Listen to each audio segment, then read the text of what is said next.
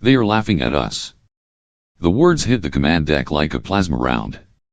Lieutenant Sana stood rigid at her station, green-tinted skin flushed darker than usual. Her voice wavered, but she forced it out again, as if repeating the impossible might make it more believable. The humans. Sir. They are actually laughing. At the center of the Arvon Empire's flagship Eclipse Sovereign, Supreme Commander Kale didn't move. Not at first. Then the creak of tortured metal echoed across the silent bridge as his claws tightened on the arms of his obsidian command chair. His three glowing eyes, red, gold, and blue, narrowed to burning slits. Play the transmission. The main view screen flickered to life with a sharp buzz, the light from distant stars briefly glinting across the silver plates of Kale's armor. And then she appeared. Admiral Tessa Monroe. Human. Female. Smirking. Her auburn hair was cut close to her scalp, like a soldier who didn't care about style or protocol. Her eyes were a glacial blue, calm and sharp eyes that looked like they'd seen the end of the world and decided it wasn't impressive. She leaned into the camera just enough to make it personal. So let me get this straight, she began, voice smooth as silk and twice as dangerous. You, the great and terrible Arvon Empire, are declaring war on humanity, because we wouldn't let you mine some cold, uninhabited rock? On the edge of our system. Well, that's cute. The bridge of the Eclipse Sovereign froze. You could hear claws stop typing, scales shifting, a few mandibles clicking nervously. Even Fleet Admiral Rin, seasoned, scarred, and famously emotionless, tilted her head in disbelief. Kale's secondary heart skipped a beat. The disrespect. The mockery. The complete and total absence of fear. He had delivered the ultimatum himself. A message of dominance, 15 galaxies conquered, trillions of soldiers, fleets that could blot out stars. The end of the 10,000-year peace. The return of the Arvon war machine. And the humans had replied, with laughter. On the screen, Monroe didn't stop. We've been expecting you, she said, tapping a data slate casually. Actually, we've been preparing for this for, 10,000 years. Ever since the treaty. Watching. Studying. Learning how you tick. See, that little document wasn't for our safety. It was for yours. A silence heavier than deep space settled over the bridge. Kale's jaw flexed. His voice, when it came, was low and cold enough to freeze fire. Pause transmission. Monroe's smirking face froze mid-sentence. Kale stood slowly, every motion precise, calculated. His officers watched as he descended the platform like a judge about to pronounce a sentence. He turned to Intelligence Director Torin, whose exoskeleton clicked nervously. Why aren't they afraid? Kale asked, voice barely more than a growl. They are one species. One system. Primitive. They should be groveling. Torin hesitated. The treaty kept us 5 light years away. We have no recent intel. Last known data, they had around 60 million troops and 12,000 outdated ships. And we, Kale said, straightening to his full height, have 10 trillion warriors and 120,000 warships capable of liquefying planetary crusts. He looked back to Monroe's frozen face on the screen. She's bluffing. Fleet Admiral Rin shifted beside him. Then why does she look like she's already won? Kale turned sharply. You doubt our strength. She doubts your arrogance, muttered Science Officer Mila under her breath. Unfortunately, not low enough. Kale's eyes snapped to her. She flinched. Apologies, Commander. But, the energy readings we've detected from the Solaris system, they've been increasing for centuries. The patterns don't match any natural phenomenon. You're suggesting the humans have advanced. Possibly, beyond us. Kale laughed once, sharp, bitter. In 10,000 years? We took 20 to reach interstellar travel. No species evolves that fast. He waved them off and returned to his chair. Resume transmission. Oh, Monroe said, the smirk returning as if it had never left. And when you come, because we know you will, do us a favor. Bring something interesting. We've been stuck here for millennia, just waiting for you to show up. And honestly, we're dying to see what you've got. The screen went black. Kale sat motionless. Then, softly, dangerously, set course for Solaris. Maximum velocity. Battle formation. No warnings. No mercy. The bridge lit up with motion. Officers scrambled. Engines roared. The armada mobilized. But as the Eclipse Sovereign surged forward, Kale felt it. That laugh. Still echoing in his skull. Like a virus. Like a trap.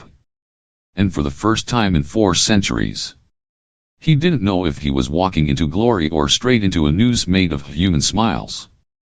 The command deck of the Eclipse Sovereign buzzed with tension as Supreme Commander Kale paced in front of his officers. The Arvon Armada, a sprawling mass of 120,000 warships, had begun its 4-week journey to the Solaris system, engines roaring with purpose. Kale's 3 eyes burned with resolve, but the echo of Admiral Tessa Monroe's laugh still gnawed at him. He stopped abruptly and turned to his inner circle, Fleet Admiral Rin, Science Officer Mila, and Intelligence Director Torin, his metallic scales glinting under the harsh lights. Status report, Kale barked, his voice cutting through the hum of activity. Sanaa, his lieutenant, stepped forward, her green skin still tinged with unease. All ships are at maximum velocity, sir. ETA to Solaris, 28 standard days. Weapon systems are fully charged, crews on high alert. Kale nodded sharply. Good. They'll regret that laugh when we burn their system to ash. Rin crossed her arms, her facial tentacles curling inward, a sign of agitation. She's bluffing, she said, her deep voice steady but laced with doubt. 1 species, 1 system, there's no way they've built anything to match us. Mila, standing a step behind, shifted her weight. I'm not so sure, she said quietly. Those energy spikes we've tracked from Solaris, they've been growing for centuries. We assumed they were natural anomalies, but what if they're not? Kale rounded on her, his red eye flaring. What if? You're guessing, Mila. We deal in facts. It took us 20,000 years to conquer the stars. They've had 10,000, half that, and you think they've caught up? Ridiculous. Mila shrank back slightly, but her voice held firm. With respect, sir, we don't know what they've been doing. The treaty blocked us from getting close. Those readings could mean advanced tech, maybe beyond ours. Torin clicked his mandibles, stepping into the fray. She's right about one thing, our intel's weak. Last we checked, 10,000 years ago, humans were barely off the rock. Primitive ships, chemical explosives, medicine that sounds like torture. But now, he tapped his data pad. We've got nothing concrete. The 5 light-year buffer kept us blind. Kale snorted. Blind or not, numbers don't lie. 10 trillion warriors, 120,000 ships, each one a planet killer. What do they have? A few million grunts and some rust buckets. Based on old data, yes, Torin replied, his tone cautious. But that psychological quirk we flagged, humans don't back down from threats. They get meaner. And they've got this weird thing with death. They know it's coming, but they act like it's no big deal. It's unsettling. Kale waved him off. Unsettling doesn't win wars. Firepower does. They are posturing, nothing more. Rin uncrossed her arms, her tentacles writhing now. Then why not send a scout ship first? Confirm what we're up against before we dive in blind. Kale's gold eye narrowed, and he stepped closer, towering over her. You're questioning me again, Admiral? We're Arvon. We don't poke around, we strike. Suggest that cowardice one more time, and I'll gut you myself. Rin held his gaze, unflinching. It's not cowardice, it's strategy. If she's got something up her sleeve, we're screwed. The deck went quiet, all eyes on the standoff. Rin was a legend, decades of brutal campaigns under her belt, but Kale's temper was just as infamous. Mila broke the silence, her voice trembling slightly. Sir, I've run the numbers on those energy spikes. They don't match anything in our database, not stellar flares, not reactor leaks. If it's artificial, they could have been building something big.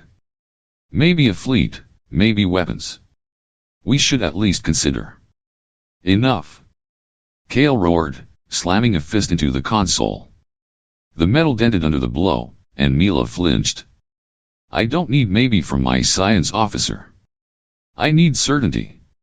You're all acting like we're the ones who should be scared. We're the Arvon Empire, conquerors of 15 galaxies. They are a speck, a footnote. We'll crush them, and that's final. Torin cleared his throat, undeterred. There's one more thing, sir. That laugh, it wasn't nervous. It was cocky. Like she knows something we don't. I've seen species bluff before, but this felt different. Kale glared at him. You're buying her act? She's a human, arrogant, loud, and about to die. That's all. Rin smirked faintly, a rare crack in her stern facade. If she's so doomed, why is she so calm? You saw her eyes, cool as ice. I've fought enough wars to know that look. It's not fear. Kale's blue eye twitched. Then she's a fool. Calm won't save her from plasma barges. Prep the Armada for full assault the second we hit Solaris. No warnings, no mercy. Sana saluted. Yes, sir. Orders relayed, attack formation locked in. The deck sprang back to life, officers barking commands into comms. But the unease lingered. Mila approached Torin, keeping her voice low. You think he's wrong, don't you?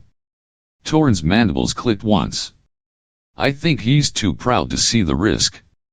If those spikes mean what I suspect, we're not just fighting a species, we're fighting a trap. Rin overheard and joined them, her tentacles still restless. He's banking on our numbers, but numbers didn't save the Forkans when we hit them with stealth drones. If humans have something like that or worse, we're toast. Mila nodded. And Kale won't listen. He's too pissed about that laugh. Torin sighed. He's not wrong about one thing, we're Arvon. Retreat's not in our blood. But neither is losing. Kale caught their whispers and spun around. Plotting behind my back, he snarled. Rin stepped forward, unflinching. Just making sure we don't die for your ego, sir. The air crackled with tension. Kale's hand hovered over his blade, but he held back. Get to your posts, he snapped. We're 4 weeks out. I want simulations run daily, every scenario, every tactic. They'll beg for mercy before we're done. As the officers dispersed, Kale turned to the view screen, replaying Monroe's words in his head. We've been prepping for you. His fists clenched. Prep all you want, he muttered. I'll rip that smirk off your face myself. The Armada surged forward, a tidal wave of steel and fury, but in the back of his mind, a splinter of doubt took root, small, sharp, and impossible to ignore. The Arvon Armada crossed into the Solaris system after 4 grueling weeks, a swarm of 120,000 warships stretching across the void like a plague of steel. Supreme Commander Kale stood on the Eclipse Sovereign's command deck, clad in shimmering silver armor, his 3 eyes fixed on the main view screen. Victory was close, he could taste it. The humans' mocking laugh would be silenced soon enough. Any sign they've spotted us? He asked, his voice steady with anticipation. Communications Officer Lyra tapped her console, her claws clicking fast. Nothing, sir. No transmissions, no defensive signals. Their systems wide open. Kale smirked, his red eye glinting. Overconfidence the fastest road to a grave. Keep moving, battle formation tight. The fleet pushed deeper, passing icy dwarf planets on the outskirts, their sensors sweeping for any hint of resistance. Nothing. Kale's confidence grew. Maybe Monroe's bravado was just hot air. As they neared Nimbus, a massive gas giant banded with swirling storms, Science Officer Mila's voice cut through the comm. "Sir, I'm picking up something weird in the dust cloud ahead." Kale spun toward her. "Weird how?" Before she could answer, the tactical display lit up with alerts. The dust cloud of vast, shimmering haze shifted unnaturally, breaking apart into billions of tiny specks. Not debris. Ships. Human ships, hidden in plain sight. "Holy hell," Torin muttered, his mandibles snapping shut. The view screen zoomed in, revealing a swarm of sleek, needle-like craft, billions of them pouring out of the cloud like wasps from a kick nest. Kale's gold eye widened. "Target them. Fire everything." The Arvon fleet unleashed Hell 120,000 warships spitting plasma beams and kinetic slugs, lighting up the void in a blinding barrage. But the human ships didn't just dodge, they danced. They twisted, spun, and darted with precision no organic pilot could match. Not a single one hit. The screen flickered, and Admiral Tessa Monroe appeared, her auburn hair sharp against the sleek backdrop of her command bridge. "Welcome to Solaris, Commander Kale," she said, her tone bright, almost cheerful. "Nice of you to bring the whole crew." "Very thoughtful." Kale's scales bristled. "What is this?" he roared, slamming a fist on his chair. "What's with those ships?" Monroe raised an eyebrow, her smirk back in full force. "Oh, these? We call them the Wraith Fleet, 12 billion strong, all AI-driven.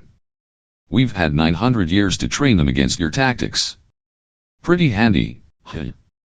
"Impossible!" Kale shouted, his voice cracking. "No one builds that many ships, not in a single system." Monroe chuckled.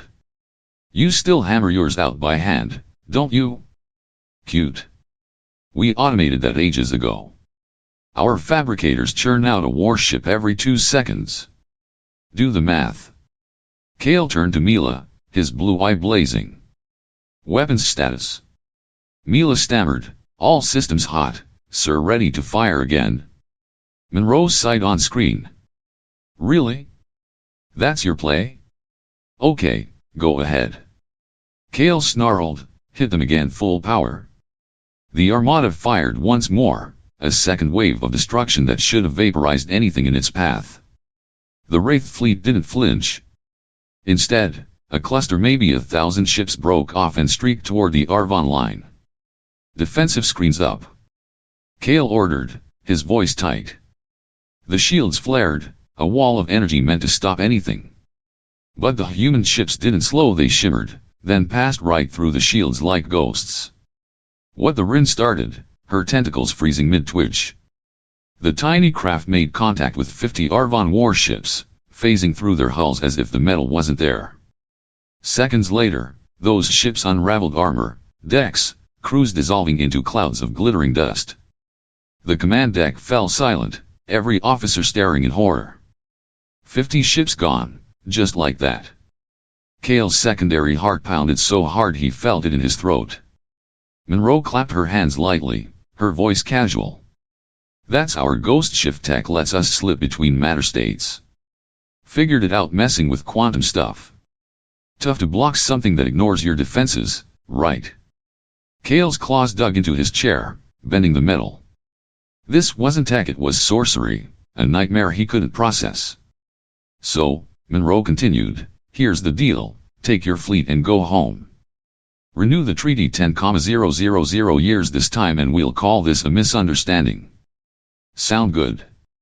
And if I refuse?" Kale managed, his voice a hoarse whisper. Monroe's smirk faded, her blue eyes turning cold. "Then we finish the demo, and the Arvon Empire's down a commander and 120,000 ships. Your call." The screen cut off, leaving Kale staring at static. His mind raced. Retreat wasn't a word in Arvon doctrine. They didn't back down, they conquered or died. But 50 ships disintegrated in seconds wasn't conquest, it was slaughter. Rin broke the silence, her voice low. She's not bluffing. That wasn't a lucky shot. Mila nodded, her hands shaking on her daytop pad. Those ships, they are autonomous, sir. No pilots, no limits. And that face trick, we've got nothing to counter it. Torin stepped closer, his exoskeleton clicking nervously. We're outmatched. Numbers don't mean squat if they can do that. Kale's red eye flared. Outmatched? We're Arvon. We don't run. But his words felt hollow. The view screen showed the Wraith fleet holding position, a silent threat stretching across the dust cloud. Lyra's voice trembled as she reported, "No pursuit, sir. They're just waiting." Waiting for what? For him to make a move? To die? Sir, Rin pressed, we need to pull back, regroup, figure this out. Kale rounded on her, his hand twitching toward his blade. You'd have us flee like cowards. Rin didn't blink. I'd have us live to fight another day. You saw what they did. The deck was a powder keg, every officer watching, waiting for Kale to snap or bend. He didn't answer right away. His mind churned, pride warring with the cold reality of those 50 dust clouds. Monroe's voice rang in his head, your call. For the first time in 400 years, Kale felt something he couldn't name, fear, maybe, or the weight of a choice he wasn't ready to make. Hold position, he growled finally. No one fires unless I say so. It wasn't retreat, not yet, but it wasn't victory either. And that stung worse than any wound. The command deck of the Eclipse Sovereign was a tomb of silence after the human Wraith fleet's devastating strike. 50 Arvon warships reduced to dust in seconds haunted the view screen, a grim reminder of Supreme Commander Kale's miscalculation. His three eyes stared at the static where Admiral Tessa Monroe's image had been, her ultimatum echoing in his skull, go home, or lose everything. His scales trembled with rage, but his secondary heart thudded with something else, doubt, cold and unfamiliar. Sir. Fleet Admiral Rin's voice cut through the stillness, her tentacles rigid with tension. We can't stay here. They'll pick us apart. Kale's red eye flared as he turned to her. You'd have us tuck tail and run? We're Arvon, we don't retreat. Rin stepped closer, her voice low but firm. We're Arvon, yeah, but we're not invincible. You saw what they did. 50 ships, gone, and we didn't scratch them. Science Officer Mila clutched her daytop pad, her voice shaky. She's right, sir. That ghost shift tech, it's beyond us. Our shields, our weapons, they are useless. Intelligence Director Torin nodded, his mandibles clicking. We've got 120,000 ships left, but if they've got billions of those things, numbers won't save us. We need to rethink this. Kale's claws dug into his chair, the metal groaning. Rethink? You're all folding like cowards. We've crushed galaxies, and you're scared of one system. His gold eye locked on Rin. Especially you, Admiral. I expected better. Rin's tentacles snapped outward, a rare flash of fury. I'm not scared, I'm smart. You're so blinded by pride you'll get us all killed. That's not leadership, it's suicide. The deck froze, every officer watching the clash. Rin's words hung heavy, treasonous, even but Kale saw the flicker of agreement in Mila's and Torin's eyes. His blue eye twitched. You're challenging me, he growled, stepping toward her. Rin didn't back down. Damn right I am. Step aside, or fight me for it. One of us leads this fleet out alive. Kale's hand shot to his energy blade, ripping it free in a crackle of light. You want my command? Take it.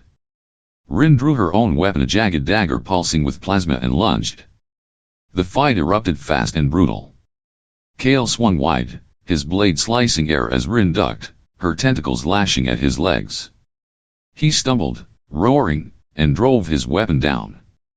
She parried, sparks flying, then slashed at his chest. Green blood sprayed his armor, cracked, a deep gash opening across his ribs. The officers gasped but didn't intervene. Arvon tradition demanded a duel run its course. Kale staggered, pain searing through him, but fury kept him upright. He feinted left, then slammed his blade into Rin's shoulder. She grunted, her dagger clattering away, and dropped to one knee. Yield, Kale snarled, pressing the tip to her throat. Rin glared up, tentacles limp, blood pooling beneath her. Fine, she rasped. You win. For now. Kale sheathed his blade, breathing hard, his wound throbbing. Anyone else? He barked, scanning the deck. No one moved. Good. Now reverse course. Defensive formation, no sudden moves. The order stung his tongue like acid. Retreat wasn't Arvon, but dying here wasn't either. The deck sprang to life, officers relaying commands, the armada slowly turning back from Solaris. Rin stood, clutching her shoulder, her voice bitter. You're still a fool. They let us go because they can afford to. Kale ignored her, wincing as he sat, blood dripping onto the floor. Mila approached, hesitant. Sir, the Wraith fleet's holding position, no pursuit. They're just watching. Torin added, that's what worries me. They don't need to chase us. They've already won. Shut up, Kale snapped, his patience gone. We're not beaten, just regrouping. We'll analyze their tech, find a weakness, and hit back harder. But his words rang hollow, even to him. The fight with Rin had shaken the crew. Whispers rippled through the ranks. A commander bleeding, challenged by his own admiral, wasn't the invincible leader they'd followed into battle. Sana reported quietly, course set, sir. ETA to Arvon Prime, 3 months. Crew morales, low. Kale grunted. They'll get over it when we come back and crush those humans. But the doubt in her eyes mirrored his own. Rin limped over, her tone icy. You think this is over? They've got billions of ships, Kale. Billions. And we lost 50 without firing a shot that mattered. Wake up. Kale's hand twitched toward his blade again, but he stopped. You're alive because I allow it, Rin. Push me again, and you won't be. She smirked, weak but defiant. Keep telling yourself that. You're not the only one who can lead. The threat hung there, unspoken but clear. She'd try again if he faltered. Mila broke the standoff, her voice urgent. Sir, I've been scanning the Wraith fleet's energy signatures. They are off the charts, way beyond what a single system should produce. They might be pulling resources we can't even fathom. Torin nodded. If that's true, we're not just behind, we're obsolete. 3 months back home won't fix that. Kale glared at them. Then we adapt. We study. We don't roll over and die. But the fire in his voice was fading, replaced by a gnawing realization. Monroe hadn't just beaten him, she'd humiliated him, and his crew knew it. The armada limped away, a shadow of its former glory, every officer wrestling with the same question, what now? As the Solaris system shrank on the view screen, Kale clutched his wound, the pain grounding him. He'd won the duel, kept his command, but at what cost? Rin's defiance, the crew's shaken faith, and those billions of ghost ships loomed larger than any victory he could claim. This isn't over, he muttered, more to himself than anyone else. But deep down, he wasn't so sure. For the first time in 400 years, Kale felt the weight of a fight he might not win, and it was crushing him. 3 months of silence dragged the battered Arvon armada back to Arvon Prime, a journey steeped in shame. Supreme Commander Kale had locked himself in his quarters most of the way, nursing his chest wound and replaying the Solaris disaster in his mind. 50 ships dusted, Admiral Tessa Monroe's smirk burned into his memory. The Eclipse Sovereign docked at the capital's orbital spire, and Kale emerged, his silver armor dulled, his 3 eyes dim with exhaustion. He expected a firing squad or a demotion. Instead, the High Council summoned him to a private chamber. The council room was stark, lit by cold blue light. Arch-Councilor Vexar, ancient and gnarled, sat at the head, his 4 eyes piercing Kale. Report, Vexar rasped.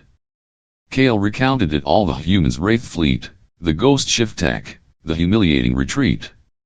His voice cracked as he finished. They outclassed us. I pulled back to save the Armada. The counselors' faces darkened, but no one spoke until Vexar raised a hand. There's more. A visitor arrived yesterday. The chamber door slid open, and a human stepped in, not Monroe, but a tall, lean man with dark skin and close-cropped hair.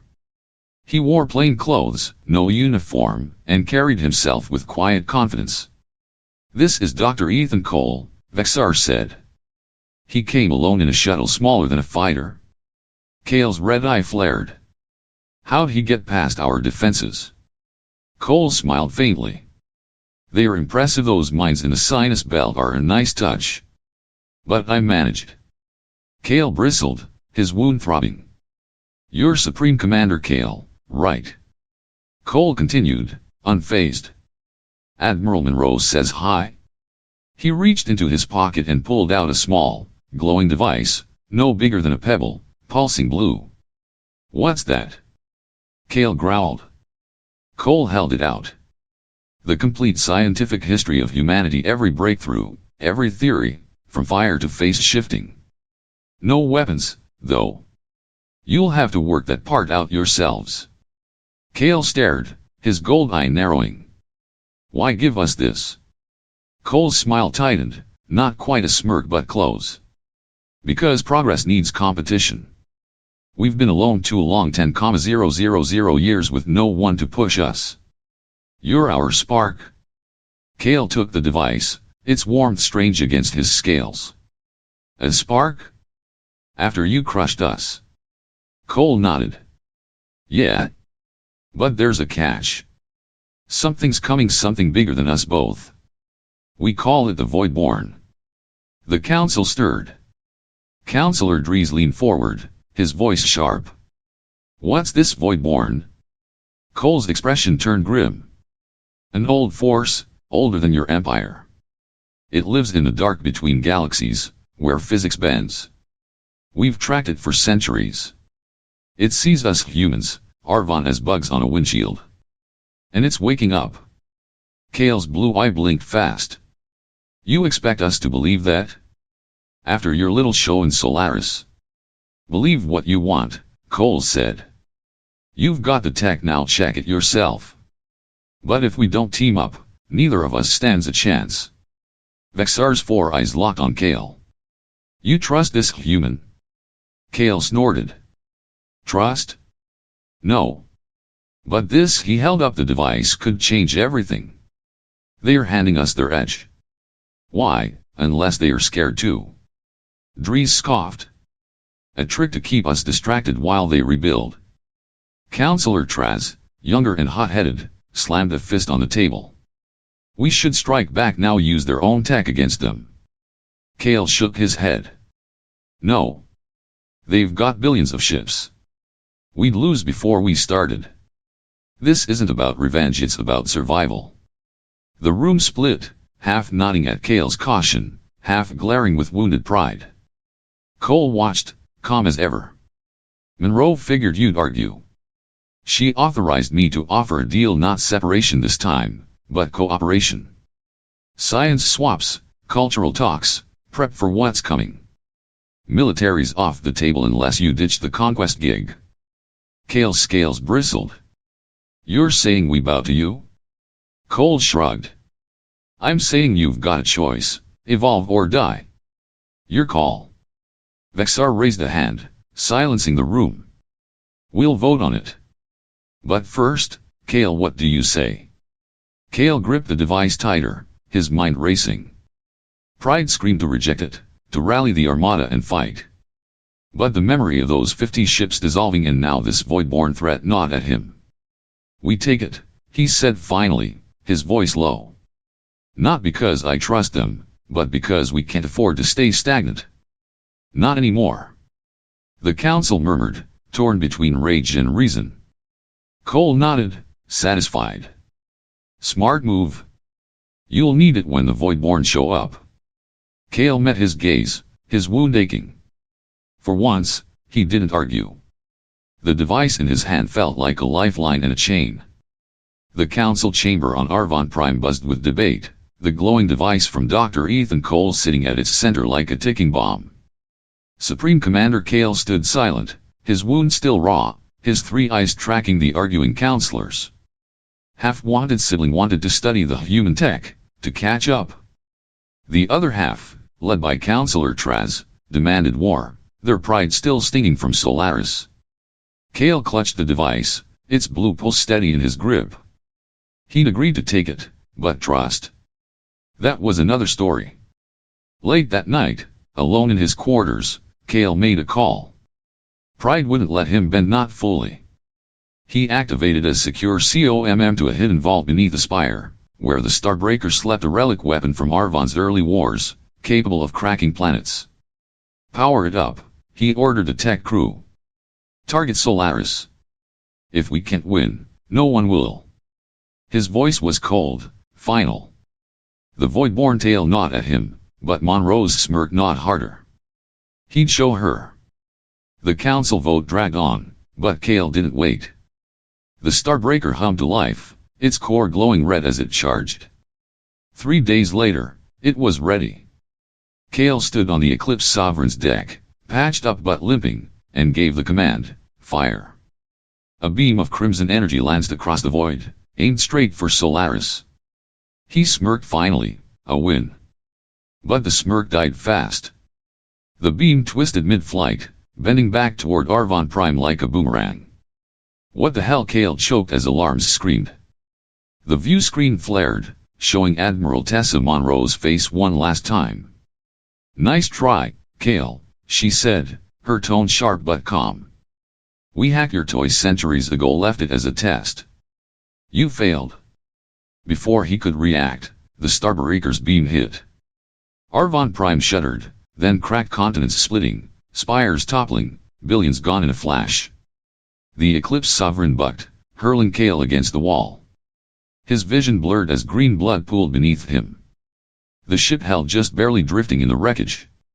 Kale crawled to the screen, coughing, as Monroe's image flickered back. We didn't wipe you out, she said. Not all of you. That's your shot to rebuild. Use it right this time. Her eyes softened, just a fraction. This was your wake-up call. Don't sleep through it. The feed cut, leaving static and silence. Kale slumped, his scales dull, his empire ash. Outside, a handful of ships survived, maybe 1,000 carrying stunt crews and a few counselors who'd been off-world. Among the debris, they found it, the human device, intact, glowing faintly. Science Officer Mila, bloodied but alive, grabbed it. They left us this, she rasped to the remnants. They want us to learn. Fleet Admiral Rin, her shoulder still scarred, nodded grimly. Then we'd better start. Kale didn't move, staring at the void where Arvon Prime had been. His gamble had cost everything: his rank, his world, his life. Soon enough, he'd wanted to prove strength. Instead, he'd proven Monroe right. The humans hadn't just won, they'd judged him and let the leftovers live. His last breath rattled out as Rin took command, barking orders to rally the survivors. The Armada's scraps limped away, clutching the device like a lifeline. Monroe's laugh echoed in their heads, not triumph, but a warning: evolve or fade. A new Arvon would rise, maybe, forged in ruin and forced to face a galaxy where they weren't kings anymore. The Voidborn loomed out there, and humanity watched, waiting to see if they'd pass the next test.